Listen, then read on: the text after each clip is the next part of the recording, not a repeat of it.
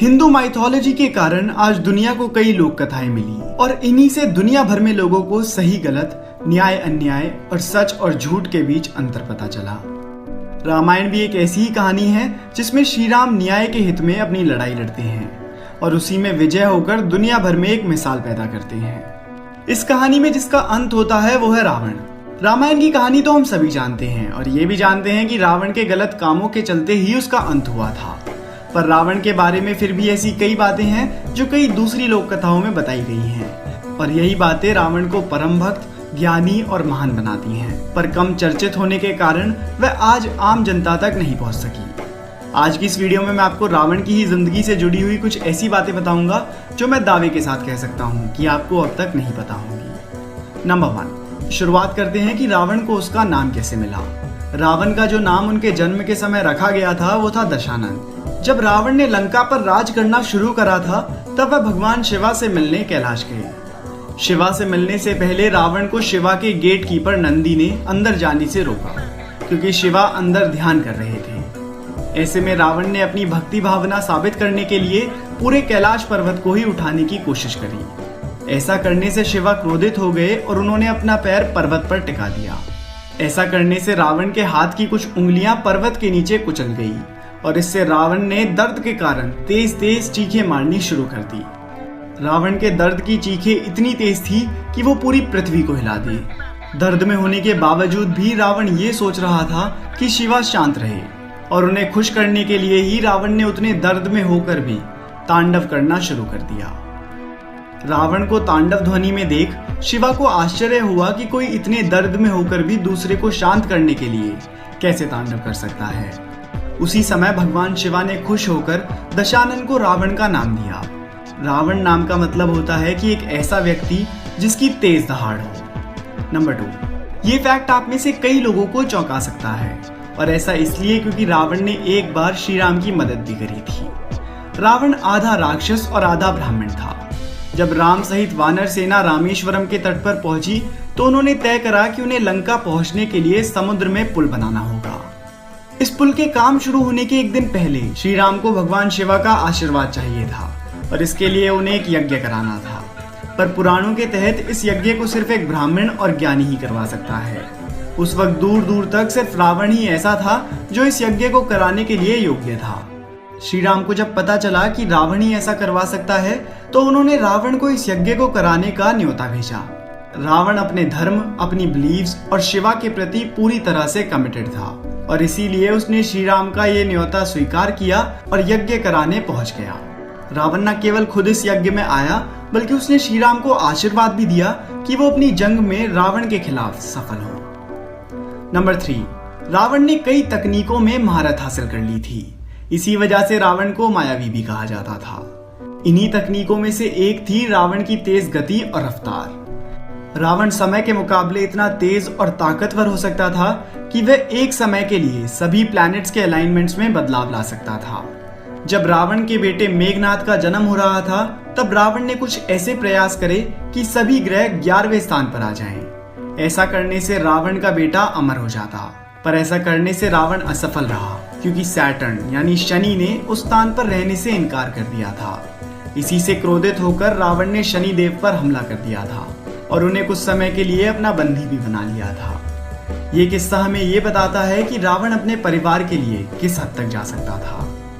Number 4, कई लेखों के अनुसार रावण को पता था कि वो विष्णु के एक अवतार के हाथों मारा जाएगा और ऐसा होने से ही उसे मोक्ष प्राप्ति होगी और अपने राक्षस जीवन से छुटकारा मिलेगा। हिंदू माइथोलॉजी के अनुसार रावण और कुंभकर्ण पहले विष्णु भगवान के गेट कीपर्स हुआ करते थे और उनके उस वक्त नाम हुआ करते थे जया और विजया। विष्णु से जुड़े हुए होने के कारण उनके अंदर अहंकार आने लगा था।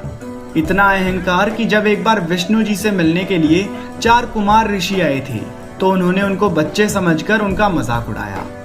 वो 4 कुमार असल में ऋषि थे और ब्रह्मा के दिमाग की बनावट से जन्मे थे। जब जया और विजया ने उनका मजाक उड़ाया था तो उन 4 ऋषियों को बहुत गुस्सा आया और उसी वक्त उन्होंने उन दोनों को श्राप दिया कि अब तुम कभी भी विष्णु से जुड़े नहीं रह सकोगे। इसके बाद जब जया विजया को अपनी गलती का एहसास हुआ और उन्होंने उनसे माफी मांगी तो उन ऋषियों ने उन्हें 2 विकल्प दिए और इनमें से एक चुनने को कहा। इनमें से एक था कि तुम्हें 7 जन्मों तक धरती पर विष्णु के अवतार के अलाइस यानी संबंधियों के रूप में काटने होंगे, और दूसरा विकल्प था कि तुम्हें 3 जन्मों तक विष्णु के अवतार का दुश्मन बनकर रहना होगा। जया विजया ने दूसरा विकल्प चुना और इसी कारण वे 3 जन्मों में विष्णु के अवतार के दुश्मन बने। इन्हीं 3 जन्मों में से एक जन्म में वह रावण और कुंभकर्ण बनकर आए। इसी कारण ये कहा जाता है कि रावण को अपनी किस्मत के बारे में पहले से ही पता था और वह ये भी जानता था कि उसका अंत विष्णु के एक अवतार के हाथों ही होगा। नंबर 5, जब राम की सेना रावण की सेना को धीरे धीरे हराने लगी थी तो अंत में जाकर रावण एक लौता था जो जिंदा बचा था। रावण ने आखिर में फैसला करा कि वो राम की सेना को हराने के लिए एक यज्ञ करेगा, पर इस यज्ञ को कराने के लिए उसे एक ही जगह बैठे रहना होगा और अपनी जगह नहीं छोड़नी होगी। रावण ने अपना यज्ञ शुरू करा और यही देख राम ने अंगद और वानर सेना को भेजा ताकि वो यज्ञ रोका जा सके, क्योंकि अगर वह यज्ञ रोका नहीं जाता तो रावण को हराना नामुमकिन हो जाता। अंगद और वानर सेना रावण को उसकी जगह से नहीं ला सके और इसी कारण अंगद ने जाकर रावण की पत्नी मंदोदरी को बंदी बना लिया। ऐसा करने के बाद भी रावण अपनी जगह से नहीं हिला। फिर मंदोदरी ने रावण से कहा कि श्री राम अपनी पत्नी के लिए इतनी बड़ी जंग लड़ रहे हैं और तुम अपनी पत्नी को बचाने के लिए अपनी जगह से तक नहीं हिल सकते। इन्हीं बातों से लज्जित होकर रावण ने यज्ञ को बीच में ही छोड़ दिया और मंदोदरी को बचाने के लिए चल दिए। ऐसा करने से रावण का वो यज्ञ भंग हो गया। नंबर 6, रावण सर्वज्ञानी था। उसके पास 6 शास्त्रों और 4 वेदों का ज्ञान था। उसके 10 सर उसके ज्ञान को दर्शाते थे। उच्च दर्जे की नीतियां और साहस रावण के प्रतीक थे। धर्म और शिवा की भक्ति में रावण ने कई तपस्याएं करी। इतना ही नहीं बल्कि खुद भगवान ब्रह्मा भी रावण के ग्रेट ग्रैंडफादर थे। रावण के ज्ञान का अंदाजा आप इस बात से भी लगा सकते हैं कि जब श्री राम ने रावण का वध कर दिया था और रावण अपनी आखिरी सांसें गिन रहा था, तब श्री राम ने अपने भाई लक्ष्मण से कहा कि रावण के पास जाकर बैठो और उससे कूटनीति और शासन कला से जुड़ा हुआ ज्ञान लो। रावण ने अपने आखिरी क्षणों में भी जो वो बता सकता था लक्ष्मण को बताया और इसी तरह रावण ने लक्ष्मण को कुछ वैल्यूएबल इंफॉर्मेशन पास ऑन करी। रावण हिंदू माइथोलॉजी का एक अहम हिस्सा है जो सभी को ये बताता है कि अन्याय का अंत रोका नहीं जा सकता। ये बताता है कि सत्य की जीत को बड़ी से बड़ी कूटनीति तक नहीं रोक सकती। ज्ञान और वरदान कितना भी हो, पर अगर सच झूठ, सही गलत और न्याय अन्याय का अंतर ना पता हो तो अंत निश्चित है। श्री राम ने रावण का अंत कर फिर एक बार साबित करा कि अंधेरा कितना भी हो, अगली सुबह सूरज जरूर चढ़ता है। तो दोस्तों, ये थी रावण की जिंदगी से जुड़ी हुई कुछ ऐसी बातें जो अक्सर तौर पर आम जनता को नहीं पता होती। अगर आपको ये वीडियो पसंद आई हो तो आप इस वीडियो को अपने दोस्तों के साथ जरूर शेयर कीजिएगा। और अगर आप हमारे चैनल पर ऐसी वीडियो पहली बार देख रहे हैं तो इस चैनल को सब्सक्राइब कर लीजिए, क्योंकि मैं आपके लिए ऐसी वीडियोस लाता रहूंगा।